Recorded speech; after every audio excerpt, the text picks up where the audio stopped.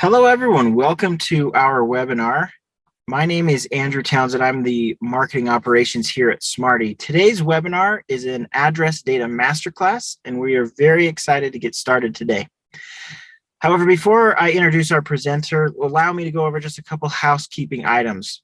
First, this webinar will be recorded. We will be sending a copy of the recording to everyone who registered for the webinar. So if you need to step out, or if you'd like to share the recording with someone that you think it may benefit, you're welcome to do so. Just be looking in your inbox in the next day or so, and we will get that sent out to you. Second, to interact with our presenter and other audience members, feel free to use the chat. Looks like a couple of you have found the chat already, or the Q&A features inside the Zoom webinar interface. We also have our own John Hickey, Product Marketing Manager, here in the wings, and he'll be ready to take some of your questions. And of course, we will bring some of your questions up to our presenter in the Q&A at the end. So speaking of our presenter, today we have Adam Charlton, one of our genius geocoding developers, and we're very excited to hear what he has to say about address data. So without further ado, Adam Charlton. Hi, thanks for attending our webinar, and thank you for the introduction, Andrew. Welcome to our Address Data Masterclass. So today, our goal is really to help deepen understanding of the fundamentals of address data so that you can better use that domain knowledge to deal with address data within your own systems. We have a wide array of topics. So let's go ahead and jump into our topical overview of what we're going to be doing today. We're going to start off with standardization and validation of addresses. I'm looking in chat over there, and there's a couple people who are already asking about that. We're going to be talking about the anatomy of addresses, the different aspects and parts of an address that make it what it is, and the different pieces of data that it can tell us.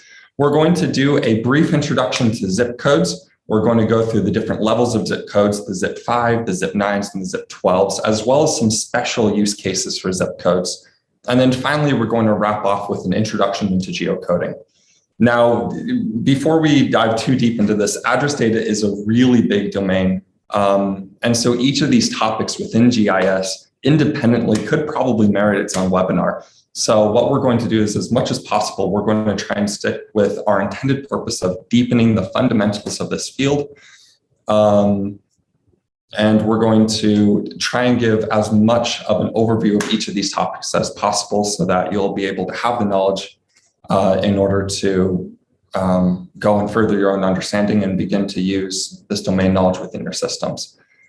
I'm going to say that questions are highly encouraged during this presentation. Feel free to ask any questions that you might have, and I think that Andrew and John are going to be tracking down some of the conversations in chat and letting me know when one does come up. We'll do our best for sure. Well, thank you, Andrew. I imagine that we might have quite a bit due to just the sheer scope of the topics that we are covering within the GIS domain, but we'll try and get to as many as we can. So, but first off, let's start with standardization and validation. These are two of the biggest words within address data and are truly essential components in creating any sort of solution that deals with address data. Andrew, in fact, if you have a minute, if you could link them to the glossary page, we have a wonderful glossary that goes over a lot of these key terms that I'm going to be using just for reference data. I'll get that into the chat so you guys can find it there. That'd be wonderful. Thank you. But first of all, between standardization and validation, we're going to jump straight into validation. Validation is one of these interesting topics. I went back and forth and I had to rewrite this slide like a couple of dozen times just because it's a very wide-ranging topic and there's a lot of different definitions of validation and a lot of use cases that all have very minor differences between them. So for the purposes of our conversations today, I'm going to focus primarily on USPS validation, but we'll touch on a lot of other types of validation. So specifically, validation is ensuring that a given address is valid for your specific use case. Now, your use case might be different than a lot of the other people that we have in the webinar. So for example, we have like a parking lot typically has its own address level. You know, it has a street location. It along a street, it has a specific number where it falls in that street. And so for a real estate developer, that might be a perfectly valid use case. It is a valid address. It is a property that I can buy up, that I can build something on. But for delivering packages, you don't necessarily want to deliver a package in the middle of a parking lot. Hence the picture, and it makes me chuckle every time I look at it. So there's all these different use cases for validation. You can have, a parcel is valid, like a parking lot, but it's not necessarily a deliverable address. There's no houses built on there, no one lives there. You can have a USPS valid address, which means that you can send a package via USPS and it will get to its intended, like the address that you plug in is a shippable location. But you can also have non-USPS valid addresses. So there are real people that living in houses that the USPS won't necessarily deliver to. They're still there, they still have a building there, and other package delivery people like FedEx might be able to deliver there, but it's not necessarily USPS validated. So one of the biggest questions that you need to ask yourself when you're embarking on GIS solutions is, what is my definition of a valid address? Is it okay that I can get properties or parcels that have real street addresses that don't necessarily have buildings or deliverable locations? Is my address only valid if I have a person there that I can ship a piece of mail or a package to? And these are the types of questions that you have to ask for your specific use case right off the bat. Next up, we're going to go into the standardization of these addresses. Now, with addresses, one of the most important things that we can do is make sure that they're written in a good standard way. Addresses that, especially if you're storing them in an internal database, unless you're properly treating the address to make sure that it's written in the same format in the same way every single time, can lead to really significant problems like duplicates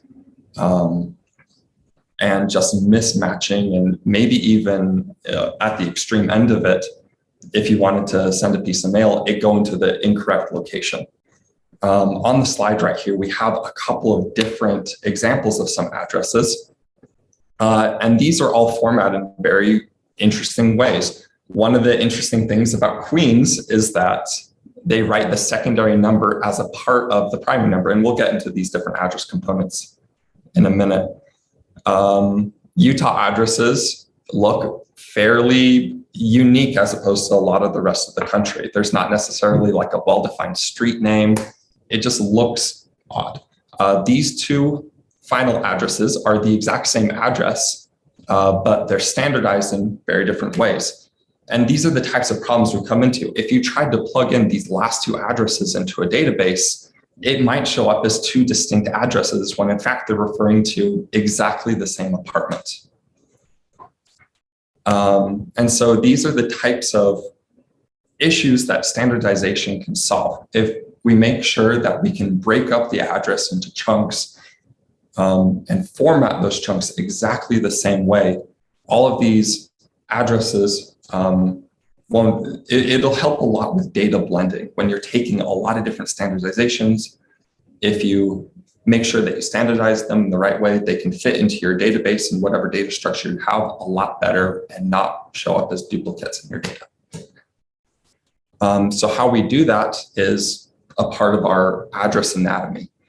So here is those three addresses from before, but they're broken up according to the USPS standards. Now, the USPS standards break up an address into 10 core components, starting with the pre-direction and going all the way over to the zip. For these examples, I excluded city, state, and zip. I feel like that was pretty self-explanatory, I hope.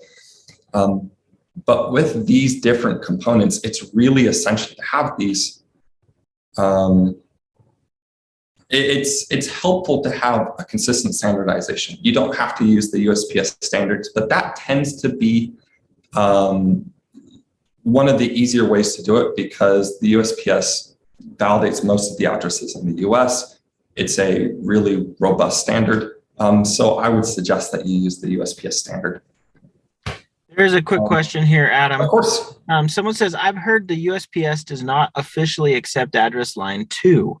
Would we be better off not using that field and putting things like the apartment number or suite number in the same field as the street address?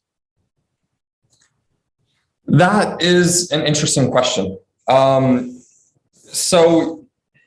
Yeah, you won't, when you're submitting data, so like all valid addresses won't necessarily have anything on address line 2 as a part of like their official street address. You can, one of the best ways of doing it, if you're submitting it with a service that allows componentized inputs, if you have an apartment number and whatever service that you're using to validate allows you to put in like a section for a secondary information, try to get as specific as possible in order to get their best match rate. If you're not necessarily sure where that information should go, as a general rule, if you're unclear about where information should go, put it all onto address line 1. So the same field as the street address in order to get the best possible chance of having a good match rate. That's an excellent question. Thank you. So with our address components, and this is exactly what we were talking about. So the question came up is, if I have secondary information, like my secondary designator and number, where should I put it? And that's a fantastic question. Thank you for bringing that up. So when we talk about USPS first line and last line and street, there's a lot of different terms that we have here. You have the 10 core components, and this really takes some practice. If you wanted to, you could take an address that you have, just try plugging it into a standardization engine, and it should output this format. I know Smarty has a online demo that we can use where you can try it out, but it really just takes some practice. Once you plug in a couple and see how it breaks it out into these components, it really becomes second nature, and it's a really robust way of componentizing addresses. Between the pre-direction and the post-direction, we tend to call that our street. The secondary designator and the secondary number combined make up the secondary portion of the address. The city state zip is called the last line. And then all of this, the primary number through the secondary number is the first line. Great. So moving on to our next one, we have zip codes. So I know we really brushed over zip codes, especially in this componentization slide, because zip codes in and of itself are really interesting. One of the biggest rules, though, that we can remember for zip codes is that the primary purpose of zip codes is to be used by the USPS to deliver mail. That is their number one purpose. That is the goal of zip codes. Why they were created is to help deliver mail. Zip codes can be incredibly useful for a wide variety of things. For example, like getting a rough geographic area, identifying addresses with a ZIP11 or a DPV barcode. But they have really troubling exceptions and limitations because identifying addresses uniquely or identifying where they are in the world is not their primary purpose. Their primary purpose is to deliver mail. But we'll go into that in a future slide. So right here we have a full zip code. So a full zip code is actually 12 digits. That is what a full zip code looks like. We have here your ZIP5, which is the zip code that everyone typically knows about. This is the area code, or the ZIP5. Then the next 4 digits is often called the ZIP plus 4 digits, or totally the ZIP9. The next 2 digits are the delivery point digits, and then that makes this whole thing the ZIP11. And then the final digit is the delivery point check digit, which makes the full 12-digit zip code the delivery point barcode. So we'll break up each of these different sections individually. But let's start with the ZIP5 or the area code. Now, a ZIP5 corresponds roughly to a geographic region. But as we mentioned before, rule one with zip codes is that zip codes are tools for delivery and they're not necessarily shapes. And so zip codes can and do overlap areas, so you can have one address that can be in two different zip codes. They can cross state boundaries, they can cross county boundaries. And they're also, because they're used for delivery, they tend to be more focused, especially in rural areas, based on size rather than population. So you can see like our total reserved zip codes for Hawaii is right around 200, whereas our total number of zip codes is like 1,200 for Wyoming, which is almost enough to give each citizen of Wyoming their own unique 5-digit zip code. So while you can roughly pick out a part of the country that you have with a top level 5-digit zip code, again, there's exceptions. You can't necessarily uniquely identify a region with a 5-digit zip code. 99% of cases, it's totally fine, but there's always exceptions, and unless you're looking out for them, it can give your process some trouble. So next, let's go into the ZIP9. So these are the next 4 digits. So you have your ZIP5 area code, and then you have a ZIP9, or the next 4 digits. So the ZIP9 corresponds roughly to a local grouping of addresses. This will, in suburban areas or rural areas, be a street segment. So you can see in this wonderful picture that I made using your friend and mine, Microsoft Paint, you can see each of these different street segments has its own ZIP9. And so this will have its unique ZIP9, this will have its own ZIP9, and this will have its own ZIP9 code. In high density areas, such as an apartment complex or a skyscraper, each building can have its own ZIP4. I used to live in a big apartment complex, and each building that had like 8 to 10 addresses, each building has its own ZIP4. But in a high rise with a building with just tons and tons of addresses, each floor or even each part of a floor can have its own ZIP9. But all in all, in a ZIP9 in a suburban area, it'll be a street segment. In a high density area, each ZIP9 will be its own building or its own floor within an apartment complex. And then in rural areas, it still tends to be street segments, but those street segments tend to be really long. So you can see in this sort of suburban area that we have pulled up here, the street segment goes from here and it ends right here. The street continues on here, but this street segment from here on out, even though it's the same street name and everything, it will typically have its own ZIP9. Great. So next we have the last 3 digits. So we have digits 10 and 11 are a specific house within that delivery point.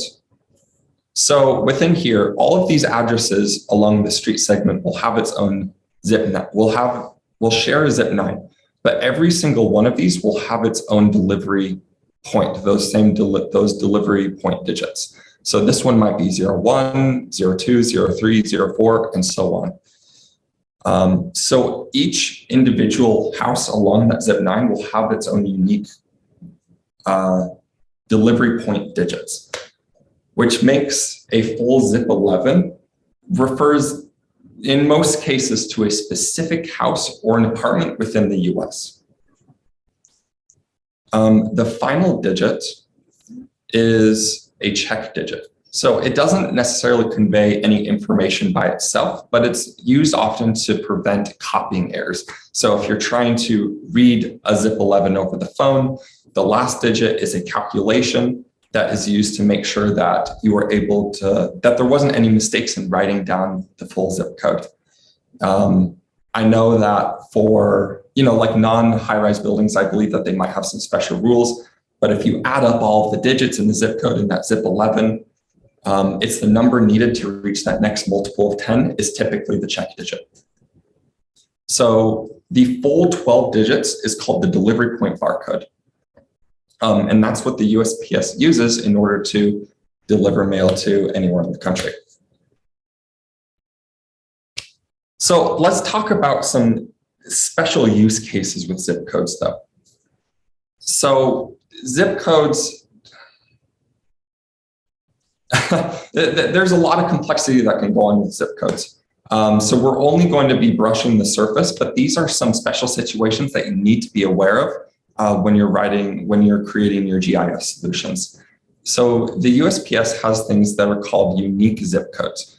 Unique zip codes are places in the country, such as the Empire State Building, where they handle such a huge variety, such a huge amount of mail that they've entered into a partnership with USPS, that USPS delivers mail to a particular location, and then whatever internal system that zip code has will handle all of the mail on its own. So if you just put, Adam Charlton and then the zip code for the Empire State Building, the USPS knows to put that into the box that's going to the Empire State Building, and then the Empire State Building will handle its own mail and then ship it up to the correct person within the Empire State Building. And that's really handy because it means that you don't necessarily have to know specific addresses within the Empire State Building as long as you know a person that it's sending it to. But it also causes some problems because according to the USPS, you could write anything on the envelope that you're shipping to the Empire State Building. As long as you have the Empire State Building zip code, the USPS would consider that a fully validated address. So you could put Santa Claus or Easter Bunny, and as long as you put the Empire State Building zip code, it will deliver, according to the USPS, it will deliver just fine because the USPS's responsibility ends when they put it into the bag that's shipped to the Empire State Building. And so you need to be careful. It's deliverable in the sense that the USPS can deliver it to its location, but it might not necessarily be a real life validatable location. We mentioned at the very beginning, the different definitions of valid. So another interesting zip code situation is a PO box only zip code. So there are some zip codes that aren't necessarily a geographical area. They only contain PO boxes. And those are handled solely by the post office, and they can often refer to like a general region of the country, but don't necessarily, for PO box only zip codes, just know that it's not actually within the address itself, not necessarily street addresses. Military zip codes are an interesting mix of the previous two examples. That they're a mix between a unique zip code, where as long as you put a military zip code according to the USPS, the address is valid, but they're also not necessarily geographical area. So you can ship to servicemen who are working overseas. If you put a military zip code and, Sergeant Adam Charlton or something, the USPS gives it to the military, and the military then tries their best to match it to whatever they want, wherever it needs to go. The final example that we're going to talk about is non-postals. Now, this isn't necessarily about zip codes, but this is the best place during this presentation to help give some of this vital information about non-postals. USPS doesn't handle necessarily every single address in the US, like we mentioned before. These addresses are called non-postals. It's not necessarily that they aren't real addresses. They can often be very real addresses. There can be whole buildings and apartment complexes that have people living in them, but they are non-postals because the USPS cannot deliver mail to them, and so they are not validated by the USPS. Again, those different definitions of what's a valid address. There are various types of non-postals. So the parking lot example is another a good example of a non-postal address. It has a street address.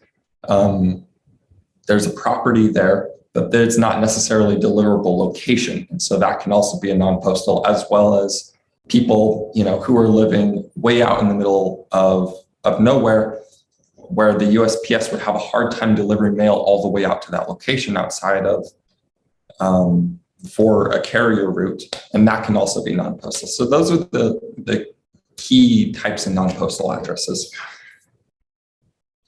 So The final topic that we're going to introduce is geocoding. This is a topic that we actually gave a webinar on this whole topic itself a couple weeks back. Andrew, if you wouldn't mind linking that. So this is just a really high-level look at geocoding within GIS solutions. There's a lot of definitions that we use for talking about geocoding. So we have rooftop geocoding, and I have these marked here. So right here we have rooftop geocoding. Rooftop geocoding means that we're going to place the geocode on top of the building itself. It's the most accurate. And so if you have a GIS solution that really requires like really high precision geocoding, rooftop is the way to go. There's really not going to be a good substitute. Parcel, so it promises to get it on the property, but not necessarily on the building itself. Now, for small urban environments, this isn't a problem itself. You can see I actually tried pretty hard to like find a property that was big enough where I could put a geocode where it was a little bit further away from the rooftop just to get that visual clarity. So in suburban and urban environments, parcel and rooftop will be really close together. But in rural areas, I mean, if you have a property that's acres and acres of land, the center of the parcel versus the rooftop geocode where it lands where the person's actually living could be sizable distance apart. And so if you have really involved solutions like, say, floodplain calculations, the parcel centroid might be completely covered, or the parcel geocode might be affected by, say, a river flooding or something to that effect. But the house wouldn't be because the house is up on a hill. And so it's often really good in those urban situations. Rural situations, there tends to be a little bit more difference between these. So next we have the ZIP9. We talked about the ZIP9 before being a street segment center. So right here we have the street center for the geocode in the middle of the street segment. This tends to be a ZIP9 geocode. And then finally, we have a ZIP5 or a regional geocode. A regional geocode promises to get you in the right area of the country, at least. Maybe that's good enough for, say, census information, where you're trying to get information on a region instead of necessarily like individual rooftops, but really bad if you're, say, trying to deliver mail. And so thank you for attending our webinar on our address data masterclass. If you have any questions, I feel like that we still have some time and we can take some questions at the end. But Andrew, you want to take it from here? Sure, yeah. So while you guys are typing up any other questions that you'd like Adam to answer, looks like there's one that's come in. I'm going to let John take a look at that for a second. But I did want to mention that if you are wanting to clean up your address database, I know somebody mentioned they have a large address database, it gets wonky stuff, or if you want to make sure you don't have weird addresses coming in, Smarty does provide tools that help you combat that. The one right here is that you can try a free trial of US address validation. You can go to smarty.com/signup, or if you go to smarty.com, there's a big sign up button in the top right corner. We have lots of different trials. We have an autocomplete thing that you can try where it says when on your form, you can input it into your form so no one can put in a faulty address on input. So that's something very useful. We have a bulk address validator. You can run your entire database through it and it'll validate all the addresses and make corrections as needed. Lots of cool tools, and you can try those out for free at the address on the screen. And then the address data glossary, I already posted that in the chat. It's just smarty.com/articles/glossary. Okay, a question here. Does using all caps for addresses improve successful delivery rates? That is an interesting question. I imagine that it wouldn't, as long as, if you're handwriting addresses, as long as it's legible. Because as long as the same sequence of letters, it'll get to the same location. But I imagine, though, that standardizing it it might not necessarily have an impact on successful delivery rates. However, standardization will always be beneficial. So at a minimum, just in terms of internal storage of these addresses, it would be helpful to perhaps use all caps for your addresses. So I see a question here that I think I can help with. This is from Walt, who has lots of strange addresses in the system, including rural members. So of course, his goal is to improve delivery rates and reduce returns. So I think it's correct, and correct me if I'm wrong, Adam, that a lot of these rural addresses would be considered non-postal addresses. And that being the case, Walt, I don't know your status. If you're a current customer with Smarty, there's a chance you're still on our standard license. If so, the standard license does not include non-postal addresses, whereas our core license does. So this is only an issue if you're a legacy customer and you haven't upgraded to core.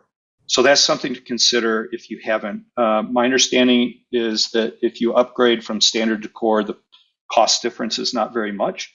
And so that's a potential solution. If you're not a Smarty customer and you're looking to sign up, you will automatically be signed up on core, and you will receive all of the non-postal addresses. But to his broader question, Adam, any other tips besides what you've already shared on how to improve delivery rate and reduce returns? For a lot of these strange, specifically? Yeah, a lot of strange addresses, including rural. Yeah, I'm not surprised, especially if they're non-postals. Yeah, just getting a standardized way of and validating somehow against those non-postals. I know that we have a non-postal engine is going to be the best surefire rate of ensuring delivery, of improving delivery rates. If you are managing the delivery yourselves, I know several companies do that, like for example, Amazon, having a rooftop delivery point, like a geocode for a rooftop, would also greatly increase delivery rates. Like we mentioned before, even if you map to a street address or a parcel address, it could be well off of where the building actually is in these rural areas and these very large properties. So it really depends on your use case, but getting a non-postal engine, even if you don't have a way to validate non-postal addresses, standardizing it is going to be another great way to boost those delivery rates. And if you're doing the deliveries yourself, rooftop geocodes is going to be the way to go. Excellent. Thank you, Adam. Another question is, do we have any tools for cleaning up or standardizing military installation addresses? I think you kind of touched on military in your presentation. We touched briefly on military installations. It depends exactly what you mean by military installations.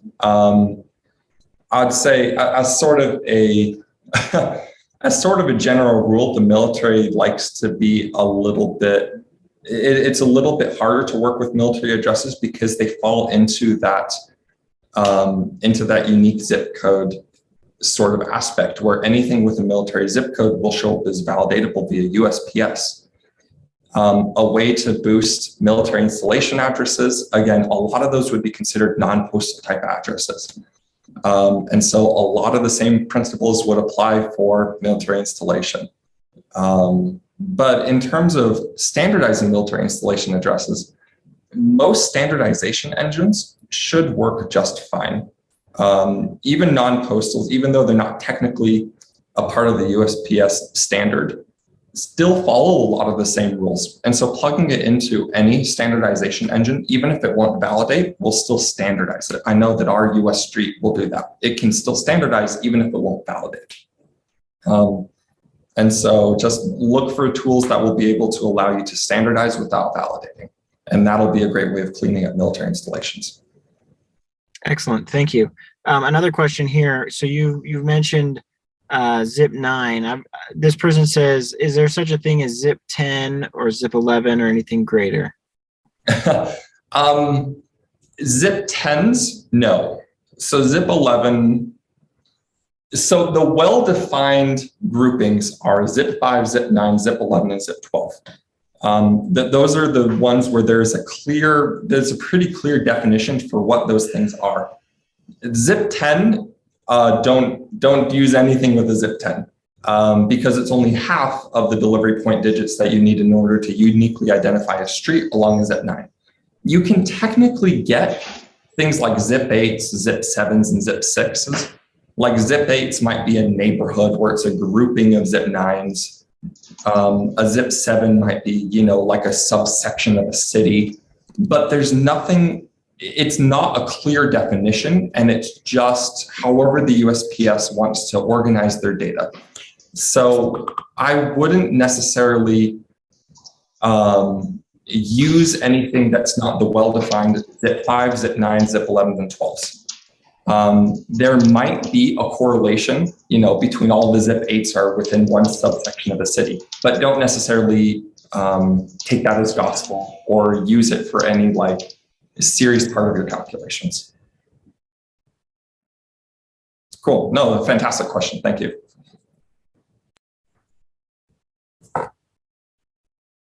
Any other questions that I can help with, Andrew? I know of another part of the answer for Walt that might help Walt, and that is the Smarty products include enhanced matching. So it's kind of a artificial intelligence or an algorithm that will take the wonkiest of addresses and correct spellings, add missing data.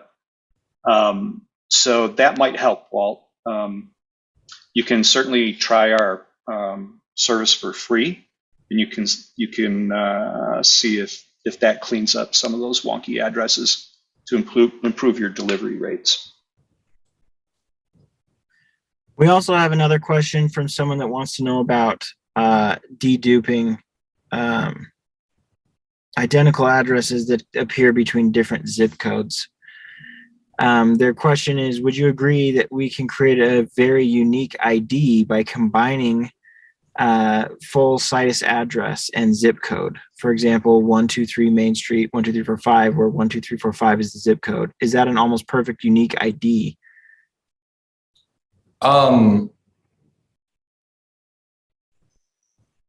So if you break it up into components, it should be unique, as well as zip code. Yeah, so the USPS, as long as they are postal addresses, that should get you pretty close. I can't say for certain because there's a lot of exceptions with GIS data. But I can say that should work in the majority of cases. One of the rules within USPS is that a given address, like a given primary number on a street within a zip code, is unique. And so if you combine a standardized, and that's going to be crucial, is that it has to be standardized. If you combine a standardized address with the zip code, it should get you a unique postal address key.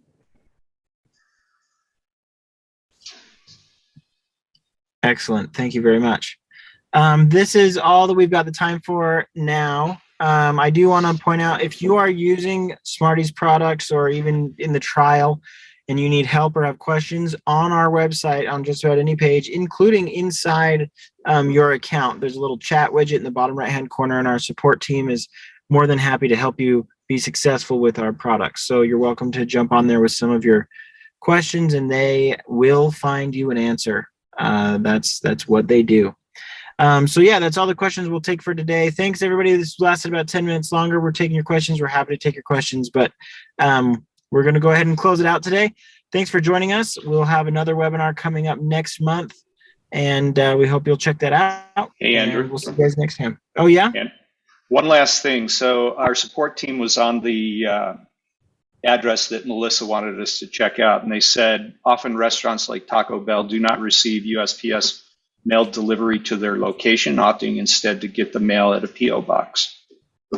So hope that helps, Melissa. There you go. Great. Thanks everybody. We'll talk to you guys next time.